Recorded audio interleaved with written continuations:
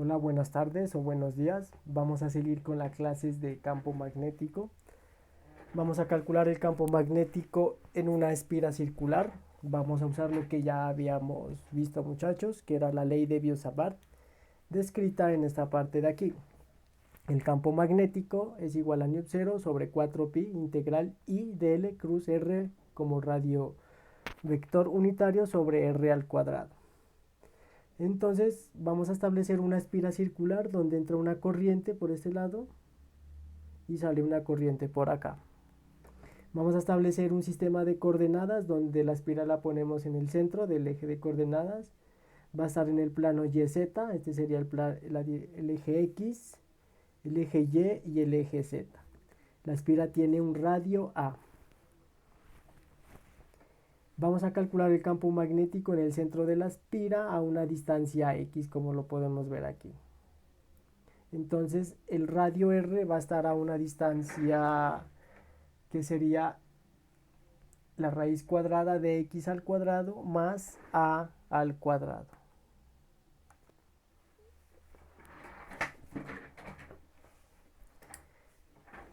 Entonces vamos a establecer el campo magnético utilizando la ley de Biot-Savart. Analicemos en qué dirección iría el campo. Vamos a tomar un pedacito de corriente, un dl que va por aquí. Entonces vamos a establecer la ley de la mano derecha, que sería utilizando la ley de Biot-Savart, dl cruz r. El dl iría en esta dirección y el r va hacia acá, es decir que el campo magnético está saliendo en esta dirección. Está en el plano XY. Miren que si el campo magnético, como podemos ver, tiene que ser perpendicular a R, va a tener componente en X y componente Y.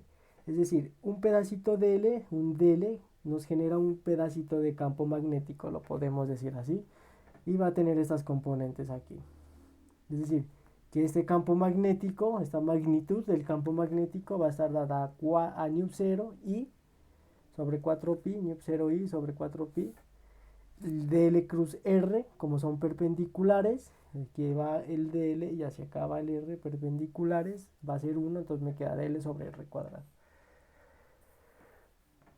Ahora veamos a qué sería igual el diferencial de bx en la componente x del campo. Si establecemos un ángulo aquí θ, entonces el bx va a ser el cateto adyacente. Si es el cateto adyacente y esta es la hipotenusa, entonces va a ser db por el cos de θ. Y para el eje y, para la componente en y, va a ser el db por el sen θ. Es decir, μ0i sobre 4pi dl r al cuadrado, que sería x al cuadrado más al cuadrado por el coseno. Y acá también. μ0i sobre 4pi dl x al cuadrado por el seno. Ahora establezcamos a qué es igual el coseno de θ. Nosotros tenemos este ángulo aquí.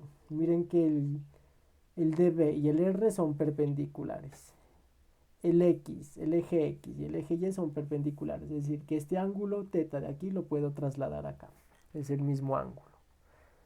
Entonces, el coseno de θ sería el cateto adyacente a sobre la hipotenusa. El coseno de θ sería a sobre hipotenusa. Y el seno de θ, el seno del ángulo, va a ser igual al cateto opuesto x sobre la hipotenusa. Entonces reemplazamos estos dos.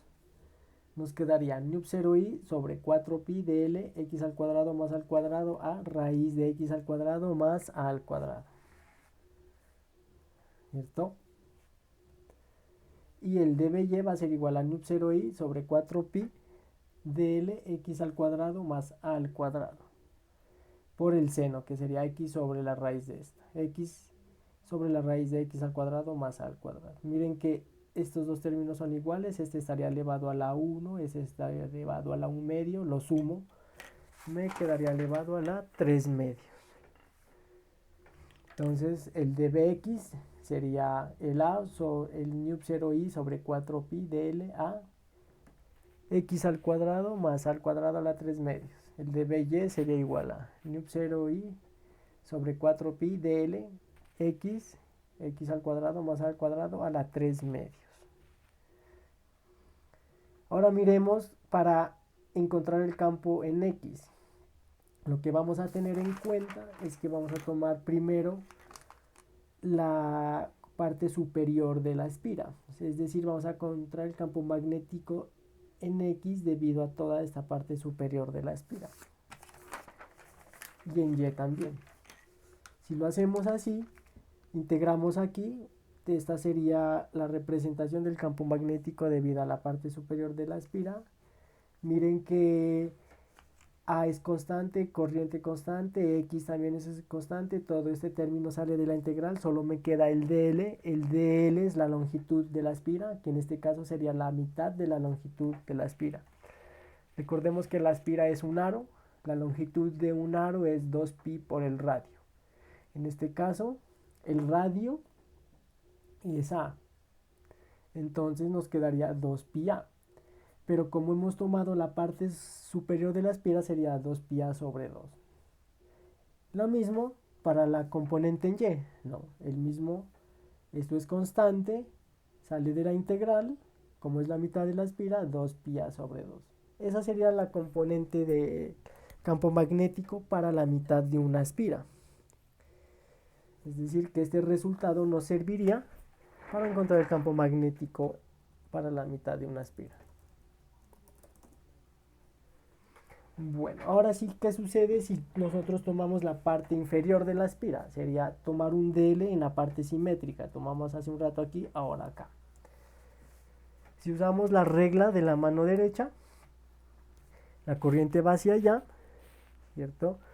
La dirección de R va hacia allá, es decir, que el campo está bajando en el plano XY. Estaría por acá.